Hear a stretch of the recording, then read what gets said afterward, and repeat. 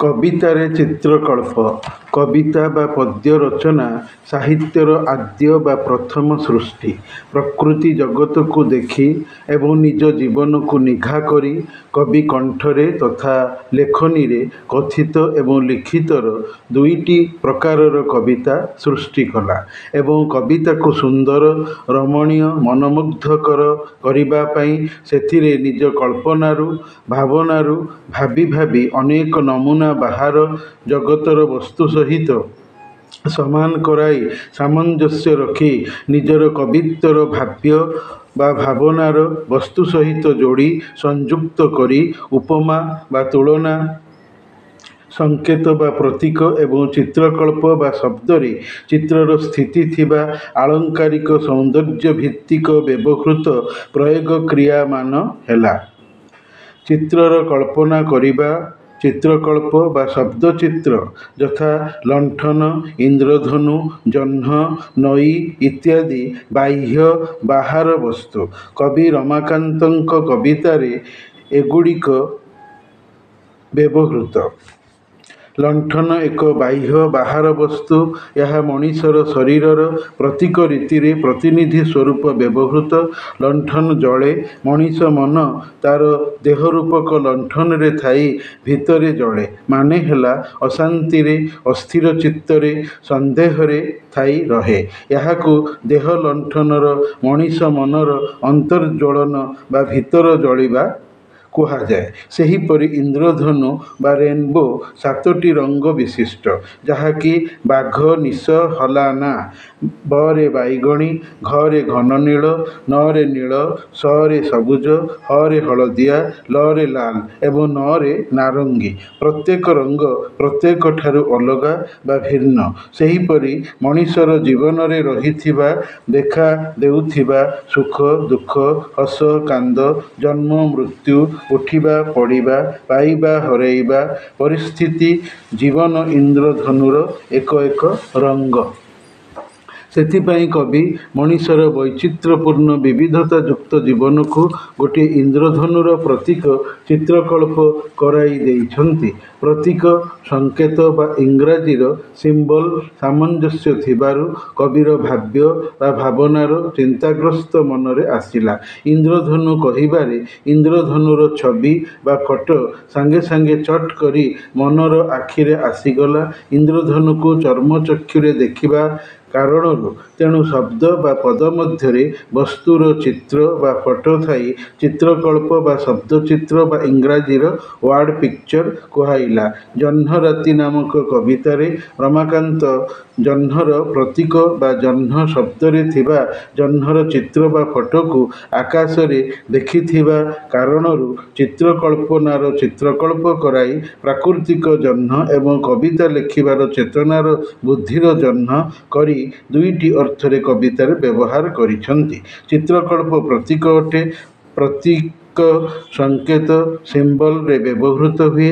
ରମାକାନ୍ତ ରଥଙ୍କର ଏ ନଈ କୂଳରେ ମାନେ ପ୍ରାକୃତିକ ନଈ କୂଳରେ ଥାଇ ପ୍ରେମିକା ସହିତ ପ୍ରେମ ରଚନା କରି ନଈର ପାଣିଧରା ସମ୍ମୁଖ ଗତିର ଯିବାକୁ ଦେଖି କବି ବୁଦ୍ଧି ଖଟାଇ ନିଜର ଜୀବନର ଆଗୁଆ ଗତିର ସୁଦୀର୍ଘ ଜୀବନକୁ ନଈଟିଏ ଭାବିକି ପ୍ରତୀକ ମଧ୍ୟରେ ରଖି ନଈକୁ ଜୀବନର ଚିତ୍ରକଳ୍ପ ବା ଚିତ୍ରକଳ୍ପନା କରାଇଛନ୍ତି। ଶବ୍ଦ ମଧ୍ୟରେ ଚିତ୍ରର ରହିବାକୁ ଚିତ୍ରକଳ୍ପ କହନ୍ତି। ଯେମିତି ଅଧ୍ୟାପକ ଡକ୍ଟର ଶରତଚନ୍ଦ୍ର ପ୍ରଧାନ ହାତୀ ଶବ୍ଦରେ ରହିଥିବା ହାତୀର ଛବିକୁ ତାଙ୍କର ହାତୀ ଦେଖା ନାମକ କବିତାରେ ଗାଁ ଦାଣ୍ଡରେ ମାହୁନ୍ତ ଜରିଆରେ ଆସିଥିବା ପିଲାମାନେ ବଡ଼ମାନେ ମେଳ ହୋଇ ହାତୀ ଦେଖୁଥିବା ହାତୀ ଜୀବକୁ ଶବ୍ଦଚିତ୍ର ବା ୱାର୍ଡ ପିକ୍ଚରରେ ପରିଣତ କରି ପ୍ରତୀକରେ ବୁଝାଇ ଗଣେଶଙ୍କ ପୂଜାକୁ ବି ହାତୀ ଦେଖା କହିଛନ୍ତି। କାରଣ ଗଣେଶଙ୍କ ମୁଣ୍ଡ ହାତୀ ମୁଣ୍ଡର ଅଟେ ଏବଂ ଏହାରି ଭିତରେ କବି ଭଗବାନ ବା ଈଶ୍ୱର ଆରାଧନାର ପୂଜା କଥା ହାତୀ ଦେଖା କବିତାରେ କହିଛନ୍ତି। ସେହିପରି ଶରତ ପ୍ରଧାନଙ୍କର ଉଚ୍ଚୈଃଶ୍ରବା ନାମକ କବିତାଟି ପୁରାଣକଳ୍ପୀୟ ମିଥିକ୍ ଚିନ୍ତାଧାରାରୁ ହୋଇ ପ୍ରତୀକ ଚିତ୍ରକଳ୍ପ ହୋଇଛି। ଶରତ ପ୍ରଧାନ ଟ୍ରେନ ଯାତ୍ରୀ ହୋଇ ଯାତ୍ରା କରୁଥିବା ବେଳେ ଟ୍ରେନ ଝରକାରୁ ଦର୍ପଣ ଚିତ୍ରକଳ୍ପରେ ଭିତରୁ କାଠ ଯୋଡ଼ି ନଈକୁ ଦେଖି ତାର ଧୀର ମନ୍ଥର ଗତିର ଢେଉକୁ ଦେଖି କୁନି ପିଲାର ନାଚିବା ଚିତ୍ରକଳ୍ପ ପ୍ରୟୋଗ କରି ନିଜ ମନର ଟ୍ରେନ୍ ଘୋଡ଼ାର ଦ୍ରୁତଗାମୀ ଯାନରେ ଯାତ୍ରାକୁ ଉଚ୍ଛ୍ୱେଇବା ଏବଂ ନିଜ ମନର କଳ୍ପନା ବିଳାସୀ ରୋମାଣ୍ଟିକ୍ ଭାବନାକୁ ବ୍ୟକ୍ତ କରିଛନ୍ତି। ଆକାଶରେ ଉଦିତ ଜହ୍ନ ଓ ତାରାପଂକ୍ତି ଥିବାର ଦେଖିଛନ୍ତି। ସେହିପରି ମୃତ୍ୟୁର ଉପକଥାରେ ମୃତ୍ୟୁ ମଣିଷ ପାଇଁ ସୁନିଶ୍ଚିତ ହେଲେ ବି ଅନିଶ୍ଚିତ, ଅଜଣା, ଅଦୃଶ୍ୟ ଥିବାରୁ ମୃତ୍ୟୁକୁ କାଳି ବିଲେଇର ଚିତ୍ରକଳ୍ପ କରି କହିଛନ୍ତି, କାଳି ବିରାଡ଼ି ରାଡ଼ି ରାଡ଼ି ପକାଇବି ଚିତ୍ରବାଡ଼ି ପଳାଇବୁ ରାଜ୍ୟ ଛାଡ଼ି।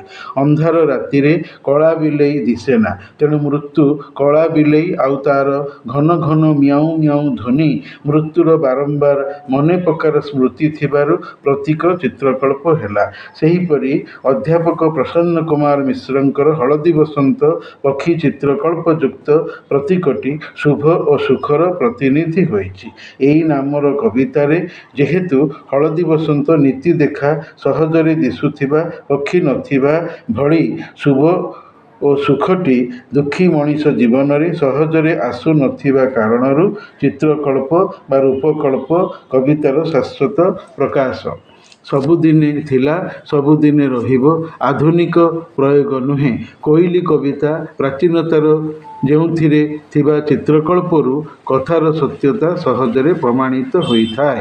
ଶାରୀରିକ ଅନୁଭୂତି ସମ୍ପନ୍ନ କୌଣସି ଇନ୍ଦ୍ରିୟ ଚେତନା ମନରେ ପୁଣି ଥରେ ଜାଗ୍ରତ ହେଲେ ତାକୁ ଚିତ୍ରକଳ୍ପ କହନ୍ତି। ଯଥା କପୋତ ପକ୍ଷୀ ଏକ ଜୀବର ଶରୀର ବା ତାହାର ଆକୃତିକୁ ଓ ପ୍ରକୃତିକୁ ମଣିଷ ଦେଖିଛି, ଜାଣିଛି। ଏବେ ସେହି ଇନ୍ଦ୍ରିୟ ଜଗତର ବସ୍ତୁକୁ କବି ଗୁରୁପ୍ରସାଦ ମହାନ୍ତି ନିଜ ରଚିତ ଆଖିର କପୋତ ମୋର କବିତାରେ ବ୍ୟବହାର କରି ମନର ସରଳତା, ନିରୀହତା, ସହଜରେ ଜୀବନ ବିତିଯିବାର ଆଶା ଅର୍ଥରେ ପ୍ରତୀକ ତଥା ଶବ୍ଦରେ ଚିତ୍ର ଥିବା ଅର୍ଥରେ ଚିତ୍ରକଳ୍ପନାର ଚିତ୍ରକଳ୍ପ ରୂପେ ବ୍ୟବହାର କଲେ।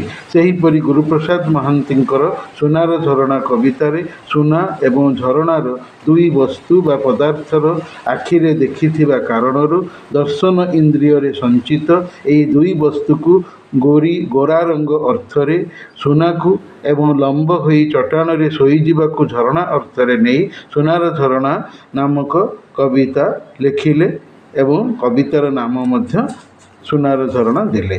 କବିର କଳ୍ପନା ରସସିକ୍ତର ମନ ଯେତେ ବ୍ୟାପକ ଏବଂ ଲମ୍ବମାନ ଥିବ କବିତାରେ ସେତେ ଚିତ୍ରକଳ୍ପ ବ୍ୟବହୃତ ହୋଇପାରିବ।